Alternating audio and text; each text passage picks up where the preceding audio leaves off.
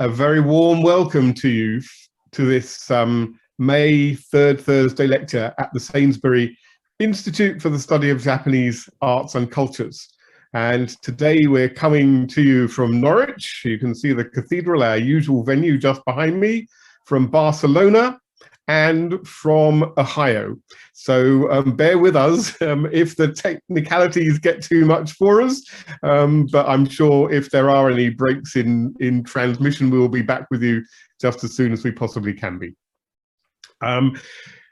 As usual for these Third Thursday events, we very much welcome questions in the course of what's happening, and you'll notice that on the bottom right-hand side of your screen, you have a Q&A box there.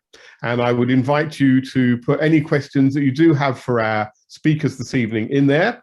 And towards the end of the evening, we will come back to that and we will select as many questions as we possibly can and deal with those during the Q&A session a little bit later on.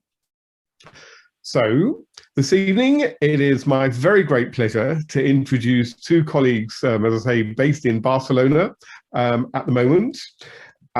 We have, excuse me, get myself a copy of the wonderful book that we have here. We are joined by Alex Rodal.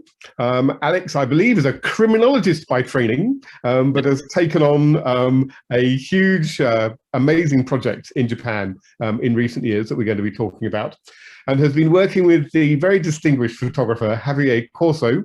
And between them, they've produced an amazing new book on the Matagi hunters of northern Japan.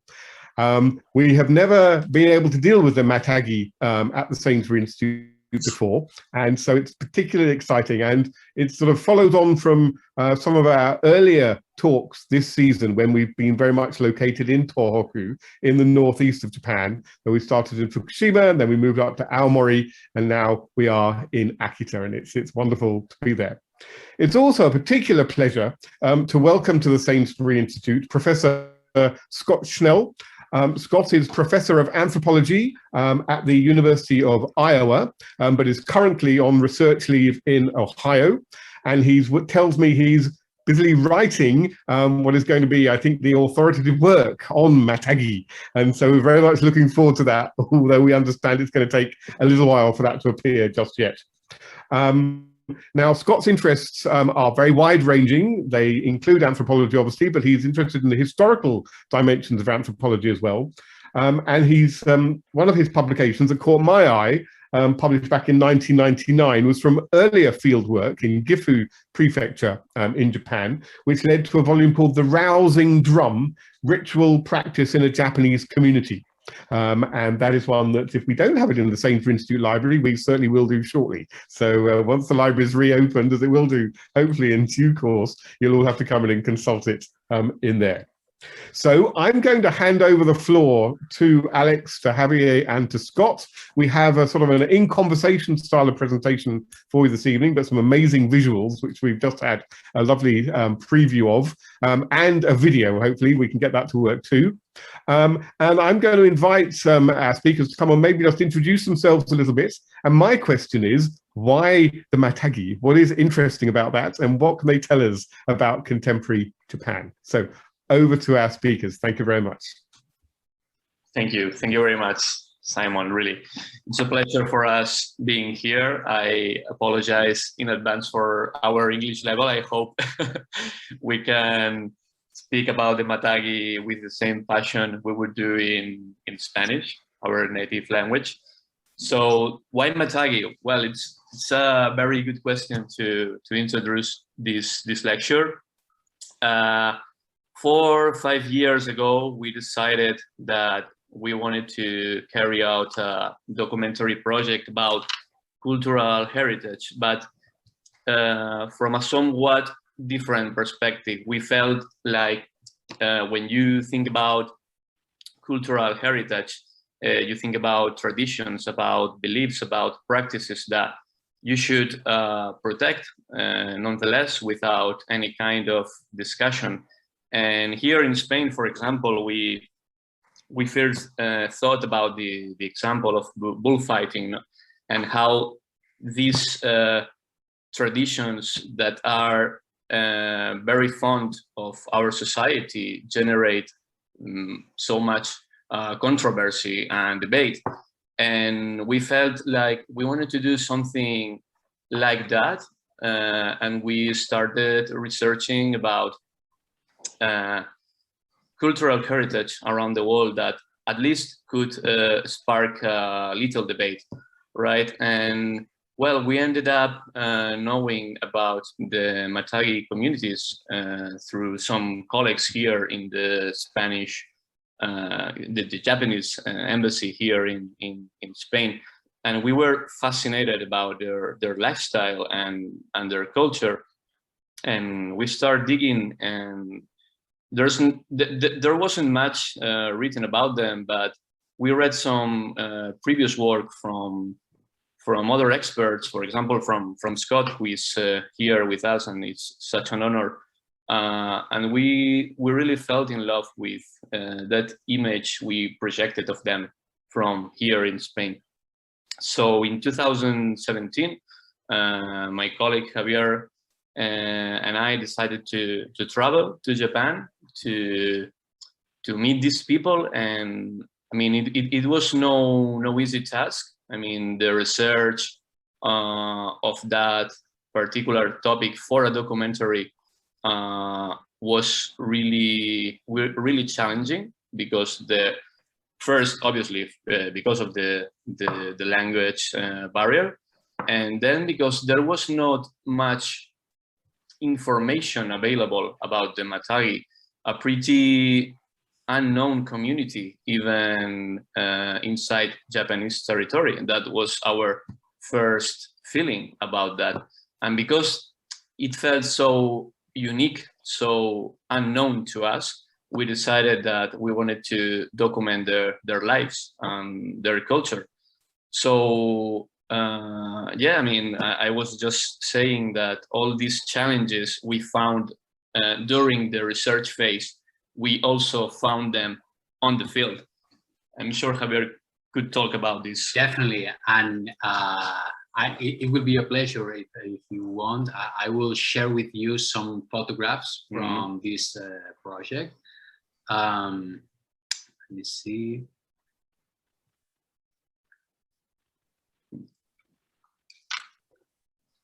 Okay.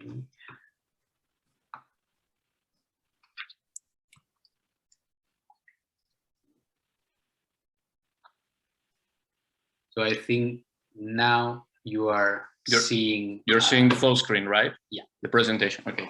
Okay.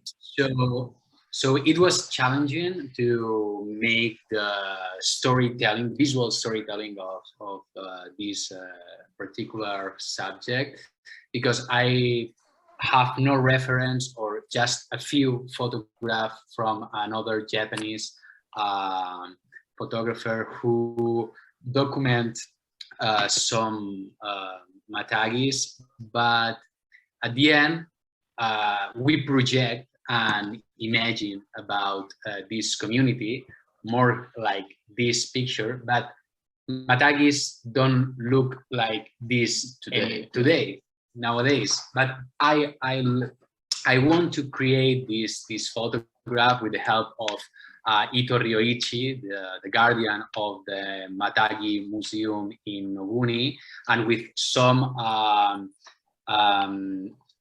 weapons and gear from the last century, because it helps us to understand the evolution of this community from the past to our days. So as I said, it was challenging because Matagi are very reserved. It's like it's difficult to gain their trust. Yeah, exactly, to gain their trust. We are foreign people from Spain, so it's super. It was essential to share a lot of time with them, to explain why it was important for us to tell their story. I mean, we have a real interest in discover why they hunt, in which things they believe, the connection between them and nature, and with the goddess of the mountain, Yama-no-Kami, and all these things. I have the compromise to explain through photography. So I need to take my time, especially the first week. I mean, I stay with them without the cameras, just talking and listening a lot, you know, creating these bonds between they and us, and trying to explain why we want to take these photographs, why we want to know more about them. And as Alice explained, our goal is to discover this connection between tradition and beliefs. And in this particular case for us, hunting is just the excuse, is just the fact that they do. But the important thing is all the things that surround the hunt, all the things that we can learn from this community as an Occidental people, you know? So I try to take the kind of photograph that allows us as public, as a society, to understand the community through this little action, these little objects and attitudes, the silence. I feel like in Japan, but especially between Matagi, the silence when they are talking it's a part of the narrative. Is when a Matagi is in silence, they are actually communicating with you, but you need to learn how to understand this kind of their body language. Exactly.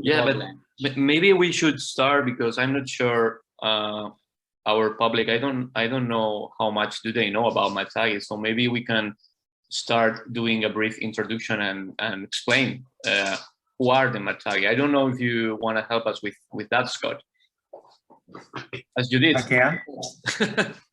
I think the focus should be on your work, and if I can help, I'm glad to do that. But people are most interested in your work, and they want to see your photographs and such. Sure. Well, so we can show more pictures. All of them can be found in the book, which we will talk more later. So the thing is, as a brief introduction, Matagi are traditional hunters who live in the northern highlands in Japan, mostly in the Tōhoku region. And for centuries, their main prey has been the Japanese black bear. But what sets them apart from modern hunters is that they do not practice hunting as a recreational or sporting activity. They hunt because they feel, they believe in the mountain goddess. They feel this, they feel that nature has a conscious presence, and they truly believe that they can hunt because this goddess allows them to. So when they go up to the mountains to face the bear or whatever other wild animal, they feel like they need to be respectful. They need to be conscious about the natural balance, and that's the reason they do not take more than they need. So we have been discussing this in the past with Scott, and I don't know, maybe that's the main thing that surprised me when I met them. This genuine respect for nature, even though they are hunters, which is maybe the main reason we chose this topic when we were in Spain and we decided to travel to Japan. I don't know, Scott, if I mean, maybe could you tell us what's the thing that surprised you the most about the Matagi? Well, I think an interesting question is what distinguishes a Matagi from other hunters? And I think you hit upon it. It's this belief in a recognition of the Yama-no-Kami, the mountain god, who is recognized as female. And they take this very seriously. And so when they enter into the mountains, they seek her permission, and anything that they gain from the mountains, whether it be animals or plants or whatever, they express their gratitude and appreciation. So to me, that all says that they recognize that they're part of a functioning ecosystem, and they recognize their place in that ecosystem, and that they're dependent upon all the other components, all the other species. And this is expressed through their rituals and beliefs and their daily lives, really. Yeah, absolutely. And I think you can truly feel that when you spend some time with them. And also one thing that really surprised me is that even though, as you can see in this picture, even though they hunt the Japanese black bear, the Japanese black bear is considered a vulnerable species, but it's not in danger because of the Matagi. And as some other expert in the field, Professor Hiromi Taguchi, told me once, probably the Matagi will go extinct sooner than the bear. And most of the Matagis we met in Japan, and they already realized and they already said to us that they will be the last generation of the Matagi, and that really sparked even more our interest in this community, because maybe we felt like maybe we were in this historic moment where this ancient community will disappear for good. So this is pretty much the resume of our first trip in 2017. But the last day of our trip in 2017, something happened, and that was that we met Hiroko. We met Hiroko was a young lady who someone told us that she was considered the first female Matagi hunter. So we were shocked. We were shocked because we knew Matagi have been only conformed by men for 5 centuries, and now out of nothing we met this lady, and she explains to us that yeah, she has been trained as accepted as a fellow hunter.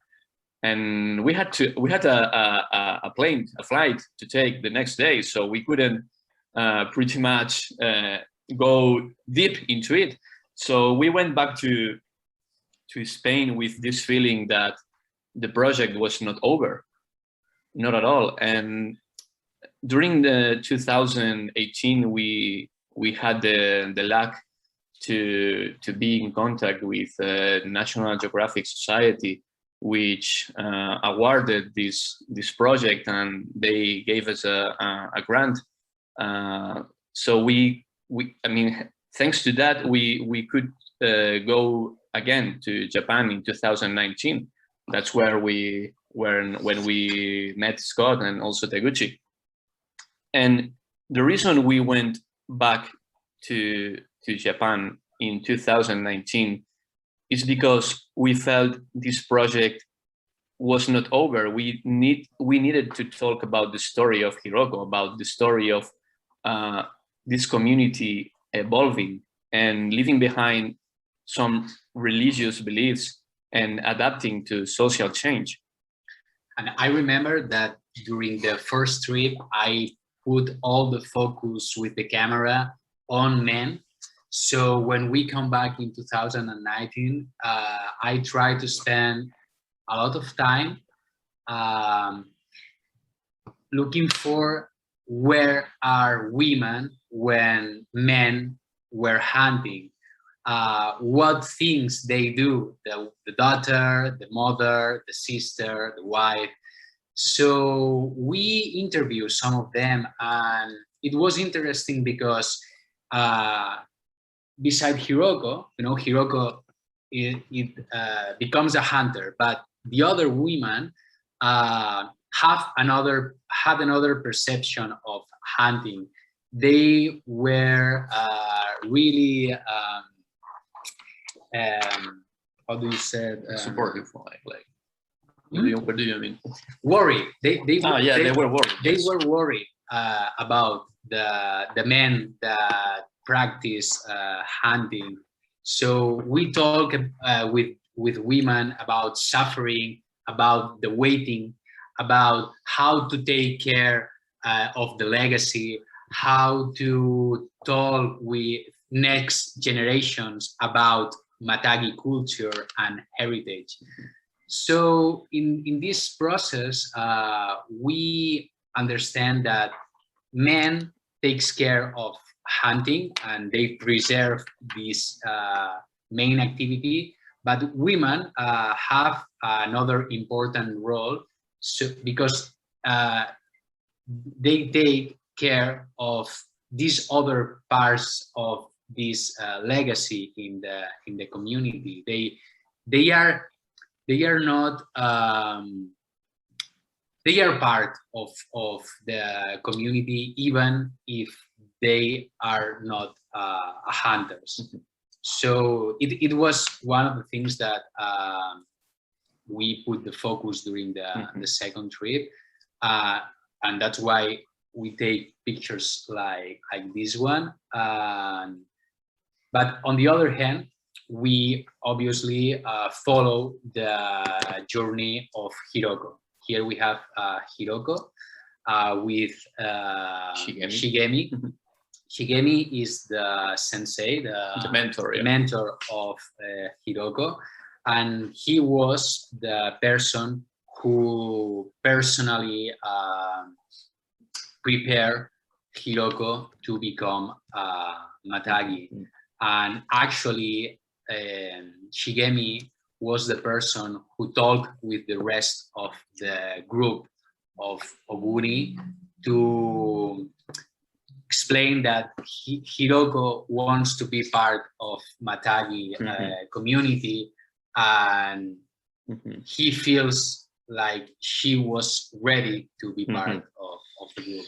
Yeah, and actually, I don't feel like they have much of a choice, because as I said before, the Matagi are this community of hunters in danger of extinction, and young men haven't shown much interest in following the steps of their fathers, and they told us that. So their numbers are decreasing, and they didn't have quite a solution of how to preserve their cultural heritage. So in this context, the first case of female hunter appears, and now it's like maybe everything changed. I don't know, Scott. I think we talked about this when we met in Japan a few years ago, but maybe we are at a historic moment. Yeah, the problem historically and with folk religion is that the Yama-no-Kami is female, and she is rather jealous of the presence of other females in her territory. So for that reason, that becomes the rationale for keeping women out. If you allow women to accompany you hunting, you could face some misfortune or at least poor luck in hunting. So has been the traditional rationale. So when I first learned about and met Hiroko-san, I was obviously interested in this question: how do you deal with this problem with the Yama-no-Kami becoming jealous and maybe taking vengeance. And what they told me was, well, we weren't sure. And so we allowed her to accompany us on sort of investigative trips into the mountains. And we watched carefully for any negative reaction. None was forthcoming. So we took her along first rabbit hunting. And again, we looked for any kind of negative reaction from the Yama-no-Kami. There wasn't any. So step by step, they would escalate until she was fully participating with them in the bear hunting, which seems to me to represent a renegotiation of the belief in keeping with contemporary conditions. And wouldn't it be nice if other religions were able to do this? Yes. How else are they able to stay relevant to people's lives unless they're flexible enough to kind of change with the times? So I think this is a very interesting story that's unfolding. Mind you, there are Matagi villages scattered all over Tōhoku, and some of them are beginning to allow women to participate and others are not. So it's a kind of a case-by-case basis. Did you know about any more cases about Matagi women? Because we were discussing this previously. It's hard to pinpoint these communities in a map. Even harder to say how many cases of female hunters are arising. We knew about maybe 3 cases, but in the end, personally, we only met Hiroko. I don't know if you have found other cases, or do you know about any other stories like this? Well, I've personally met 3 women who are Matagi, and that includes Hiroko-san. And I've heard of a 4th, but I have not met her. Well, I just wanted to clarify for everyone listening here, Matagi is not just a community living in one town. It's more like a lifestyle. So they are disseminated in different communities across Tōhoku. That's why we just mentioned that it's difficult to pinpoint them in a map. Well, this picture we are seeing now in screen. Maybe Javi wants to say something, because if you remember the first screenshot, the first photo we showed you, we had the man with the spear. Yeah. So I tried to create this storytelling just with photograph to explain this evolution of this community. So this photograph, I use this photograph to put at the end of the book, because first of all, it's very iconic, and the photograph are talking to us about that something happens. It's the human journey, and in this case, is the journey of this community. And in the present moment, nowadays, we have women at the top of the mountain with a gun. That means that something is changing in this community. Some groups are taking decisions to open their minds and to, I mean, they take care of their beliefs, but they also accept that they are in danger of extinction. So they are also accepting some things. In this case, the participation of women in their tradition and beliefs. So for me, it's very iconic, because probably, 20 years ago, 1 century ago, this cannot happen. You can see a woman with a gun hunting in the mountains of Tōhoku. So. Yeah, and for us, it was also very special, because the story of Hiroko in the end is the story of women around the world trying to step up and to be recognized in places where they previously haven't been accepted, and doing works that were only reserved for men and for decades or centuries.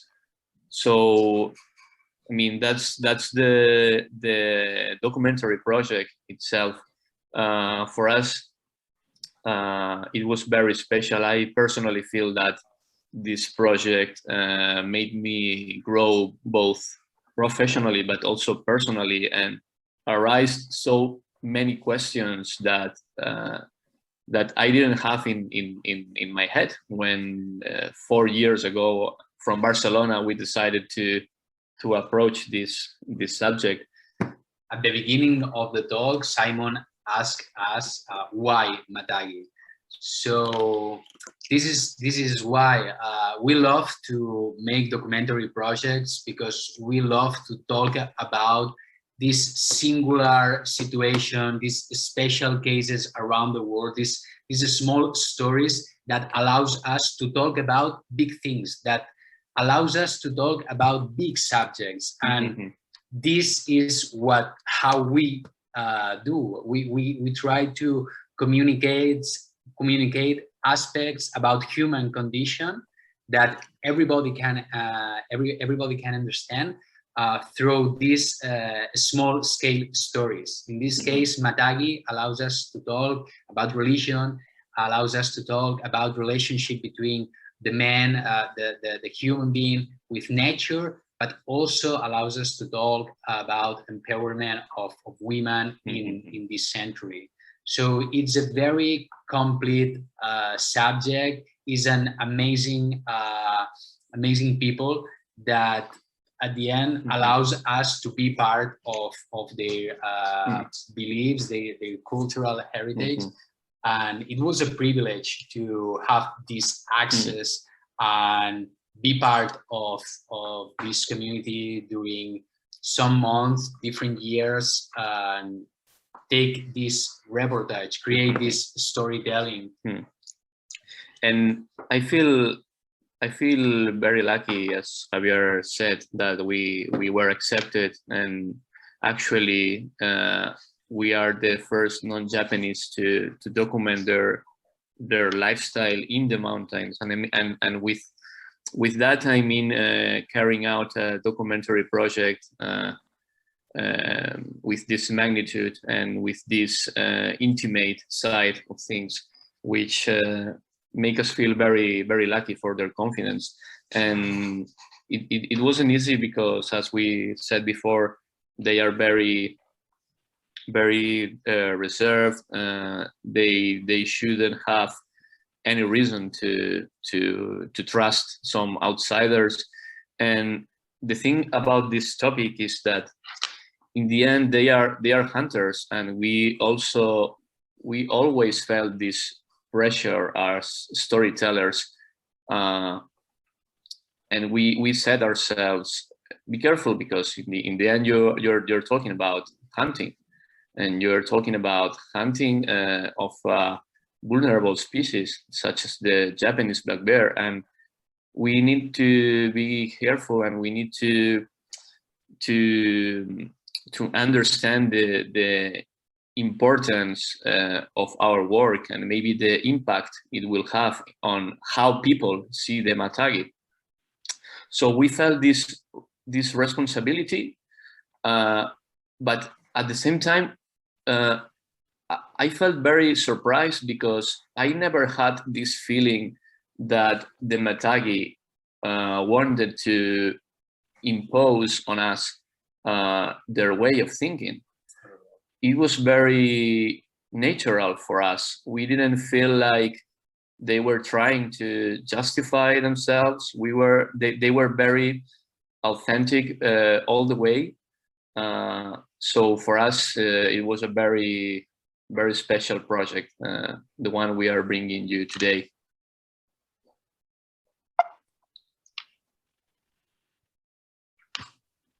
Well, yeah. One of the latest news we had on this project is that we were honored to publish this reportage in the National Geographic magazine. Because for us, actually, it was part of this responsibility, this privileged access. It's absolutely related with our work as a journalists and visual storytellers. And the final goal is to communicate with common sense, responsibility, and taking care of this story. But at the end, we want to talk about it with the world. So we feel really happy when National Geographic accepts the reportage, and they publish this photograph with the Alex text, because we put the focus here in all of these aspects, taking care to the meaning of this relationship between Matagi and all the natural world that surrounds them. Well, we just hope that we made them justice with this article. It's only available in the Spanish and Portuguese version, but who knows, maybe in the future it will be also published in other editions across the world. So we will keep you posted on that. Yeah. And finally, if we have time and if you will allow us, we wanted to talk about the book Simon mentioned at the beginning, because we wanted to give something back to this this cultural heritage of the Matagi, and maybe we can put this video. Well, you want to explain this first? Yeah, I want to explain you something. This is not an academic book. This is an exercise that we. Here's This is an exercise that we did. Let me show you. Yeah. Okay. This is an exercise that we did to create something, an object really special, but it's more an object than a book, because you have here 2 different covers and 3 different ways to open this object. So we create something with a story, a narrative and storytelling, just with visuals, just with photographs. But we also create a book. Yeah, it's the book. Well, maybe you can show it. This part, if you open the book from this cover with the word Matagi in kanjis in our way of lecture, you can see it's a leporello. It's a book in accordion, on accordion. Yeah, it is inspired by the Japanese scroll. So you could actually open up this for several methods. So the idea behind this book is that you should read it with some kind of ceremony. You should need a table. You should open it with some time, with care. Not like this. Not like this, obviously, because right now we are showing it to you. But as you can see, there are plenty of pictures by the side. But if you turn around, actually, there is, from this cover, you can see the pictures. But also, if you open like a Japanese book, you have here the original legend of Matagi in Matagi that explains the story of Benji Banzaburo. And it's in Japanese and also translated to English and Spanish. Yeah. So there is the second way to open this book.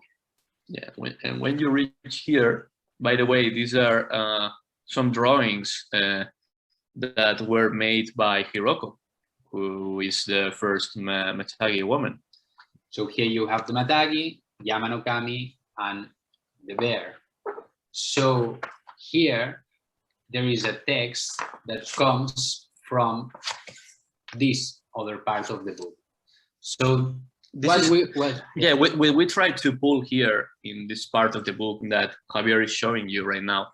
It's we wrote a brief historical fiction novel that explains the evolution of the Matagi community from their origins until our very days.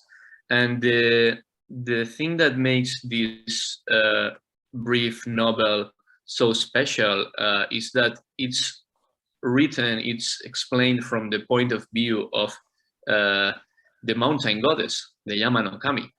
Is as what we try to do here is the Yama-no-Kami talking about the Matagi and how she perceives them. How would she perceive them, right? Because we don't know for sure, right? But we try to do this funny but also challenging exercise about trying to imagine as we were the Yama-no-Kami, the mountain goddess, and explain the history of the Matagi for centuries. And yeah, this is our book. We are very excited about it. And well, we have a video. I don't know if you want to show it, but because you already explained it. Yeah, I already explained it, and probably the video doesn't work like oh with. Well, anyway, the thing is, we have some questions here. You know. Yeah, we have questions. Yeah.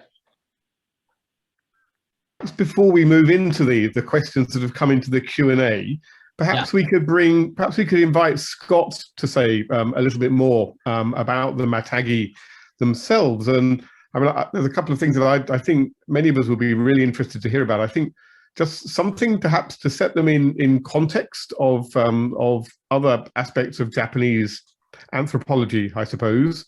Maybe just something in terms of how the Matagi appear in earlier historical accounts, because we're getting the sense that they are inheritors of a long tradition, and how do those encounters get reflected in other aspects of Japanese literature or art? I have to say, when I read the novel that you've written, it's so beautifully put together.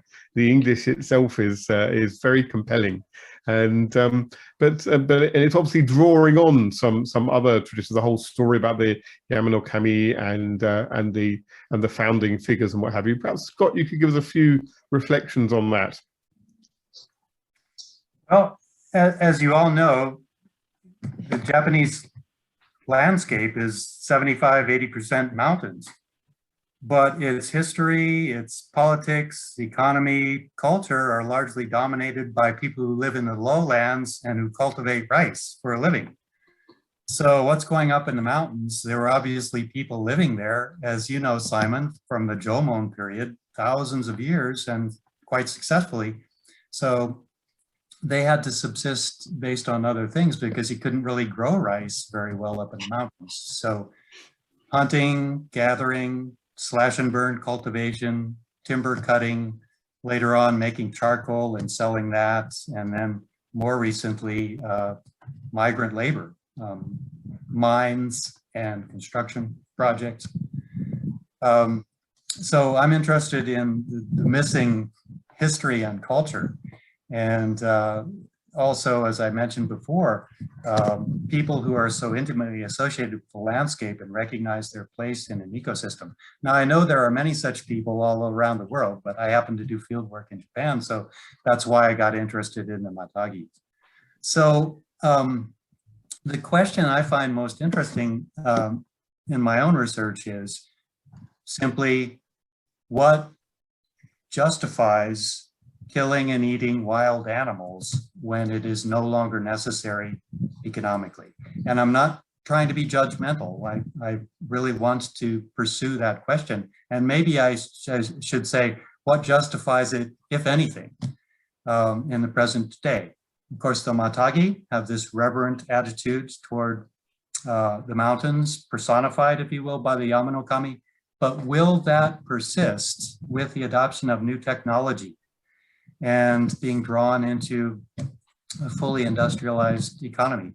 You know, the Matagi are every part of a contemporary Japan as a Tokyo business person.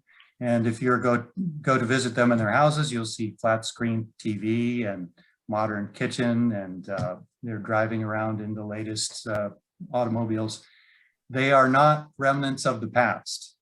And you could see from Alex and Javier's photographs, beautiful photographs, that they have adopted modern hunting technology as well. So how will that affect their belief system? Will they be able to maintain the same kind of attitude toward nature and the landscape in spite of the adoption of new technology? I should also say, we use the term hunter, and I use it all the time myself. But as you can tell by the presentation, the Matagi are much more than just hunters. And they actually use the English loan word hunta, but not in referring to themselves. A hunta is somebody usually from the city who is engaging in recreational hunting, a sports person. So they're very careful to distinguish. And so maybe we should find a different way of talking about the Matagi. I don't know what that would be, stewards of the landscape or something that captures their intimate association with nature and their intimate knowledge of nature, just overwhelming. So hunting is part of their subsistence, but actually it's a very small part. Symbolically, it may be very important, but economically, it's no longer such an important part of their lives, and yet they still identify themselves as Matagi. I might also say the word Matagi is becoming more generalized. So people who never used to be referred to as Matagi are now being described as such. It sort of reminds me of the word cowboy, and are there any cowboys left? Well, at their definition, they're driving around in pickup trucks and living in modern homes and so forth. Are they still cowboys? You could ask the same thing about Matagi. And how Matagi, the concept, the image is being drawn into mass media, how they're portrayed through the media. It's also quite interesting. Nike shoes, for example, came out with a model of shoe. It was made of leather and it was fur lined. I think it was artificial fur, but it was called Matagi. It wasn't marketed outside of Japan, but that's just an example of how the whole concept has kind of captured the imagination of the public. Restaurants called Matagi are springing up in cities like Tokyo and Osaka. Really interesting. And Simon mentioned fictionalized accounts as well. There's a series of best-selling novels focusing on a Matagi, both past and present. That's wonderful. We do have a number of questions in the Q&A. Maybe we could sort of dip into this a little bit now, if that would be okay. And I think, please, anybody, all three of you, do feel free to sort of chip in with answers. But the first one is from Luke Whitehead, who asks, were the Matagi discriminated against in the past, during the Edo period and so forth, for handling meat and skins, etc.? And how did they square their beliefs with traditional Japanese Buddhist practices? Well, I don't know, Scott, if you want to take this one. Maybe I can explain what I know about this subject. Either way, it's a very interesting question. It is a very difficult one, yeah, really. So yes, they have been discriminated against. As hunters, wild animals have been and are in various places, but how to square that against a religious belief system in the so-called mainstream culture? You've got Buddhism, which frowns upon taking the lives of sentient beings, and Shinto, which has this abhorrence of death and sees death as polluting. And so the slaughter of animals and processing animal products would be kind of taboo from that perspective. So what the Matagi have done has basically come up with an alternative body of belief and ritual And that's where this story of Banji Banzaburo comes in. So maybe at this point, I should hand it over to Javier and Alex to talk a little bit about Banji Banzaburo. Well, the legends, I mean, I think there was another question in the chat referring the legends, so maybe it's a good time to answer this. The thing is, there was a legend we found in Matagi, which is the town, which is considered the original town of the Matagi. And there was this mural in the museum which explained the legend of Banji Banzaburo, and we were very impressed about it, about its magic, and that's why we included it in the book. And the legend says that there was once this confrontation between the goddess of the Mount Akagi and the goddess of the Mount Nikko, and the goddess of the Mount Akagi, she asked Banji Banzaburo, who was considered in the legend the best archer of Japan, to help her strike down her enemy. So Banji Banzaburo eventually stepped up and killed this big snake monster. In some versions of the story, centipede. I don't know so as a reward, the mountain goddess gave Banji Banzaburo permission to him and to all his descendants to hunt in every mountain of Japan. That's pretty much the Matagi legend. Obviously, it is considered from this legend that all his descendants are these Matagi people, these Matagi communities, which somehow follow this kind of lifestyle surrounding hunt, but also this respect to the goddess. That's pretty much explained in my poor English. That's pretty much the Banji Banzaburo legend, which is much better explained in the book, really. So talking about discrimination, I feel like they had this important role to fulfill maybe few centuries ago in Civil War periods, maybe selling meat, skins, and whatever. But maybe nowadays it's like they are not that necessary. Maybe talking about in a society, from the point of view of the city, maybe. But they do have this role to fulfill. I mean, that's at least the feeling we had. I mean, they have this important role to fulfill in the rural areas, like acting like some kind of guardians of the natural balance, because there have been more attacks of wild animals, and the Matagi are acting like some kind of protectors of the villages, and also population control and things like that. But they still are being discriminated.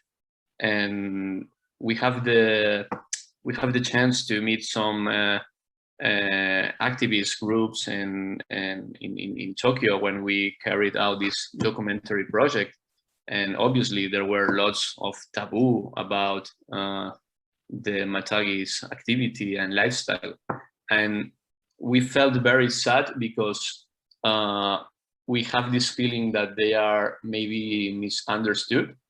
Maybe their intentions are not quite understood by the society, especially in the big cities like Tokyo. So yeah, I mean, obviously there have been discrimination. Now, one of our Go ahead, I just want to say that one of our goals now with this project is to come back to Japan and try to exhibit this project in Tokyo and also in rural areas to help the other Japanese people to not to understand, just we want to show our vision about this community, because we receive gentle, personal trato. Yeah, like we share a lot with them, Mhm. so we feel like we have this responsibility to share our experience, our documentary work with the rest of the society, internationally, of course, but especially in Japan. Mhm. It's something that we can do, so we will try to do. Maybe diminish the tension that has been existing between the Matagi communities and these, animal rights activists, which target them, maybe without really understanding who they are. And solely the story of Hiroko, probably if other communities can listen, can read, can see this project, maybe they feel like, okay, Yeah, it's maybe possible. they are prepared to. Yeah, maybe if they know about Hiroko's story, they will be more open to accept other female hunters, and who knows, it will be a challenge, but maybe the Matagis communities are not doomed already. It's really interesting that you touch on the fact it's the hunting activity itself is sometimes seen as an issue. And there's a couple of questions that kind of relate to this. Charlotte Hinton asks, and she says, lovely, interesting discussion, beautiful photographs. But she says that you mentioned that the Matagi hunt bears, but are also responsible for their protection. And are there particular conservation practices that they carry out? And is there a relationship to forest management in the area? Mm-hmm. Well, actually, the very first day we landed on Japan in our second trip, there was a meeting being carried out amongst all the Matagi leaders of the Oguni area, which we were invited. And this was a meeting between the people from the local government and all the hunting and Matagi leaders of different groups. And they were trying to organize a strategy, a plan of population control, and they were trying to determine how many animals would they be able to kill, and how many animals were there in the region. I mean, so they also fulfill this role of, as I told before, like population control of wild animals. And I mean, they are the best people to do this, because as Scott mentioned, their knowledge about the mountains, it's fascinating, unrivaled, really. There's a couple of questions here about connections with another group in Japan, who I know some of our audience will know about, but both Gina Barnes up in Durham and David Lichtman, who I believe is in Okazaki in Aichi at the moment. So thank you, David, for sitting up so late to listen to this. Asking really about are there connections between the Matagi and the Ainu? David makes the point that obviously the hunt is different from the Iomante, which is the Ainu sending off rituals, and the geography north of the Tsugaru Strait separates Tōhoku from Hokkaido is different, but there are obviously some tantalizing similarities in terms of arctolatry, which is a word that's new to me, but I'm sure I will learn what that is, and a history of existing apart from agricultural society, hunting with dogs. So are there connections? And Gina really does ask, so did the Matagi talk to you, for example, the people who you met, about any connections with the Ainu or the historically attested Emishi peoples?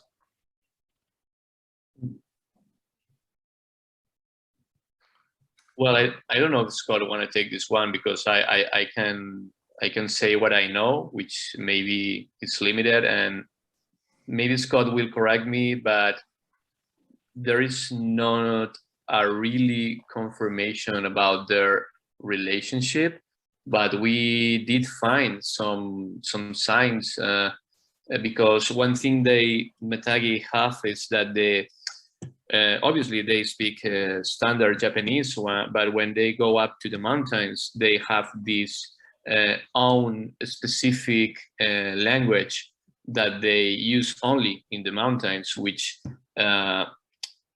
is for them considered a sacred territory, and the mountains, obviously. So they have this this language that they only use in the mountains, and some terms of this language apparently they are very similar or are connected to Ainu. So there is probably a connection there, but it's difficult to say to which extent. As far as I am aware, there's no direct genealogical link. So they should be seen as separate ethnic groups, although historically, it's pretty obvious that they were associated. They were occupying the same areas. For example, if you go up into Akita Prefecture, a lot of the place names are of Ainu origin. And the term Matagi, there are lots of different hypotheses on how that term is derived, but one of them is that it's from the Ainu language, and it refers to the kind of job that you do in the winter. In other words, hunting. Matagi. Mind you, that's only one of a number of attempts to explain the derivation of the term. But as Alex mentioned, in Yama-kotoba, which is their special language that they use while they're hunting in the mountains, some of those words are exactly the same as the Ainu words. There's a question here, because there's been a couple of questions about this focus on hunting bear, and a couple of people have picked up on that being something which is shared between the Matagi and the Ainu. And Urie Takeda asks, do they do any big ritual ceremony of sending the spirit back to the kami when they hunt the bear, like the bear ceremony in Ainu culture? Yeah, they do, and that again is a similarity between the Matagi and the Ainu. Although with the Ainu, from what I understand, the bear itself is considered to be a god. For the Matagi, the bear is the gift of the god, the gift of the Yama-no-Kami. But the Matagi also have Kumamatsuri, a celebration out of respect and thanksgiving dedicated to the bear, but it's also a time to have fun and to drink and to socialize. And why can't they go together? But there is that sense that at base, the occasion is about acknowledging the sacrifice that was made by the bear. Yeah, there was another part to that question, maybe I'm overlooking. Yes, there possibly was this. Well, Rie's question was really just, she said, thank you for this wonderful talk and pictures. And no, I think that was there a big, I mean, I think the question is there anything comparable to that Iomante ritual, which seems to bring the whole community together very often in the Ainu setting? Would there be anything comparable amongst the Matagi hunters? Yeah, Kuma Matsuri. If you search around that for the internet, you're bound to come up with some things, perhaps written by me. That's great. Taking us in a slightly different direction, Toshio Watanabe asks, apart from you three, are there any non-Japanese who are interested in apprenticing to become a Matagi, as we're seeing in many traditional Japanese arts? Well, that would be another documentary for sure. That would be another story. We didn't know about anyone. The most similar case that comes to mind is one I read about the one young boy from the big city who traveled to the rural areas in Japan to become a Matagi. So for me it was interesting because it was this travel back, because I told you before that generally the sons of Matagi, the younger generations, are no longer interested in this lifestyle, so they leave the villages, most of them, and they travel to big cities, maybe to find other works, to study. But this case in particular really sparked my interest, because it was the travel in the opposite direction, you know, like going from the city to the rural town to become a Matagi. But I don't know really. Yes, as I said, it would be another story for another documentary. It would be great though. Can we pick up on, there's a really interesting question here from Luke Whitehead, who asks, is there and you mentioned this with Hiroko, and you said, is there a spiritual significance in choosing hunting rabbit in the first instance with Hiroko? Not really. Probably it's just because the bear is the main prey, so they try to practice with another kind of animal first. Less dangerous, less sacred. I mean, it's not too relevant for them.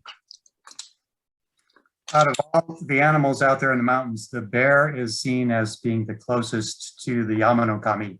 And then from there, it's in descending order. And I suspect that rabbits are rather far down on the list. So it's a logical place to start. Sure. Try it out, see how it goes. If there's no problem, maybe we can move up a step or two. It's really interesting. I remember going to visit the in a different part of Japan, in Nagano, where in Suwa, there's the Suwa Grand Shrine that many of you will be familiar with, and that also seems to be it's a Shinto shrine, but interestingly associated particularly with hunting-related deities. And there's an extraordinary museum there which has some very graphic depictions of what happens to some of these animals. And I remember there's a rabbit speared on a long skewer. It's a white rabbit, and I think they're interested in the symbolism around all of this. But Larry Spencer asked, what is obviously a very basic question here, is how are the bears used? Well, we found out that they really use everything of the bear, because maybe because they have this this responsibility towards the goddess. I mean, we already mentioned that they feel like they can hunt this animal because Yama-no-Kami allows them to. So if they take a life, and they are very conscious that they are taking a life out of this animal, they should, you know, they should profit everything the animal has to offer. So, I mean, they for centuries, they have been using everything, meat, skin, even the bladder for medical purposes. So pretty much everything. Yeah, the gallbladder historically was really important for them. They often describe it as being worth its weight in gold.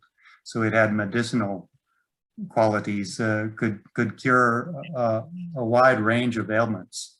And you have to also remember, these are villages that for much of the winter are isolated because the snow is too steep for doctors to get in or for the people to get out. And so they have to medicate themselves, and bear gallbladder, one of the biggest gifts from the bear, but also hides and meats. And I too was skeptical about this idea that the entire bear was used. But if you attend the Kumamatsuri and look at what they're stirring up in that big vat that becomes the kind of stew that is served to all the attendants, you'll recognize that most of the bear is in there. The hide and fur, of course, but the rest of it,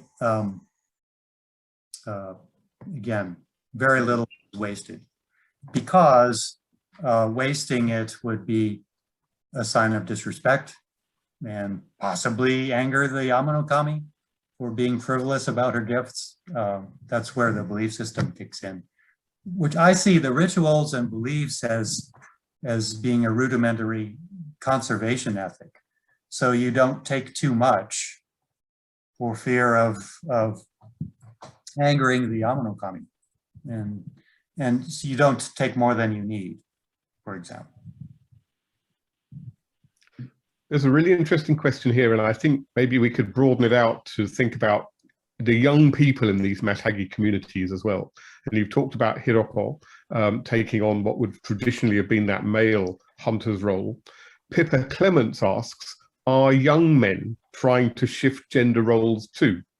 So to what extent are these changes impacting on the young people? And I'm mindful of Scott and I were discussing a wonderful film that has just been on the Japan Foundation's film festival here, Ainu Moshir, which sees many of these sort of changes in Ainu society through the eyes of a young man who's struggling to come to terms with what how his identity relates to his broader heritage. It's not always so very straightforward and easy.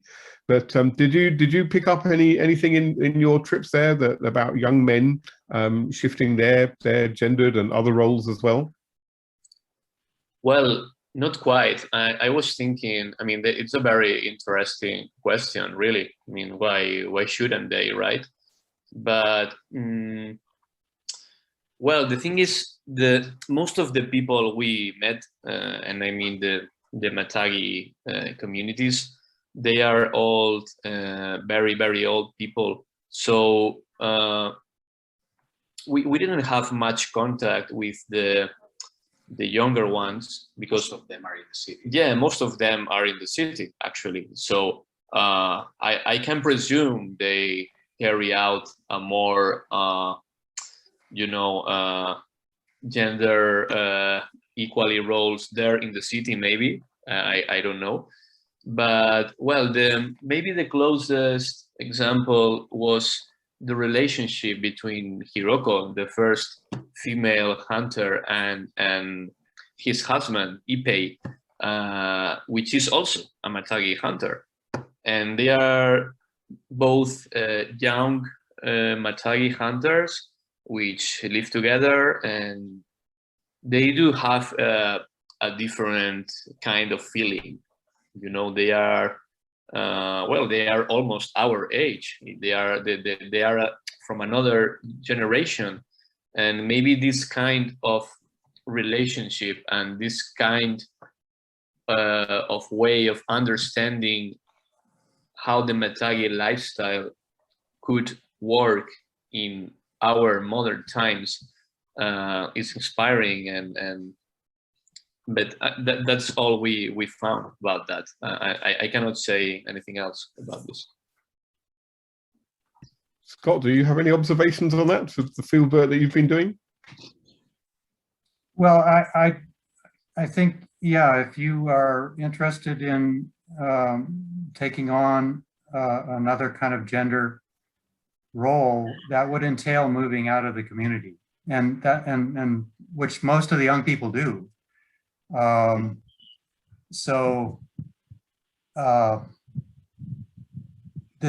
mean, there are no schools left up there in the mountains. There used to be, but through the amalgamation of the schools, their children have to commute an hour and a half one way into town to go to school. And so the pressure is to move out. I think that's the problem with the aging population of Matagi.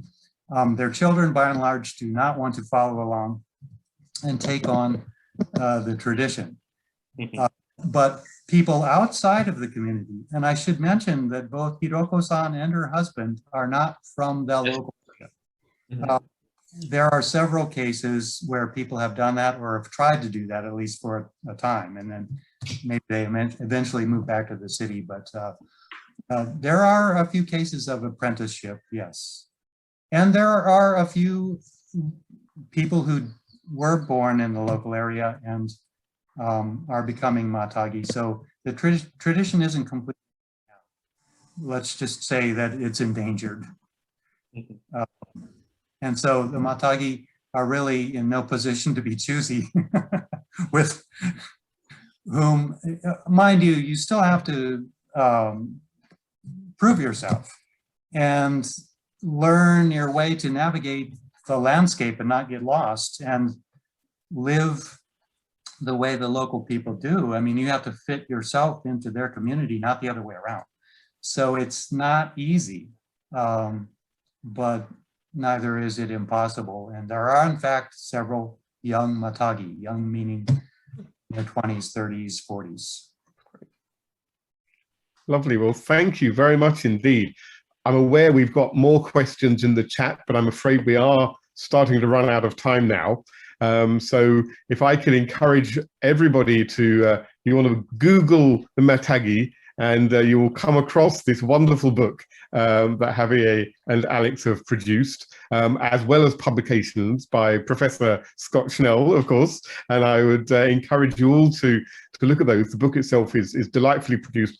Normally, of course, on one of these occasions, if we're talking about a book that's just appeared, we would have copies of it and we'd be encouraging you to take copies home. But we're not able to do that this evening for obvious reasons. But as I say, do look out for it. It's well worth finding. And once our Lisa Sainsbury library is reopened, of course, there will be a copy in there. I put it right next to me just at the moment. But I know that all of you will want to thank me.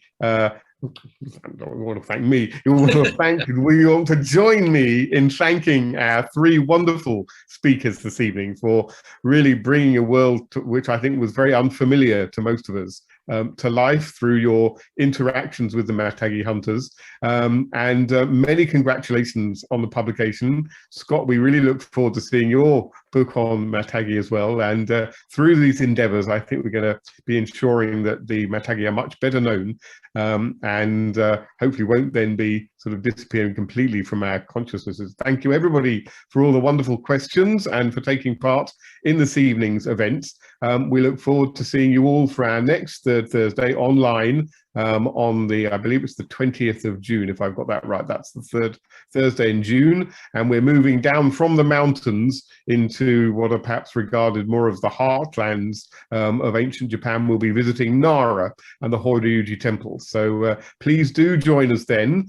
All it remains for me to do is to thank all of you, to thank our speakers, to thank our sponsors for allowing us to continue with this wonderful online series. I hope you're enjoying it. And I would invite you to fill in our online survey. There'll be a link coming round about that to tell us what you think and if there are topics you would like to be hearing about in the future.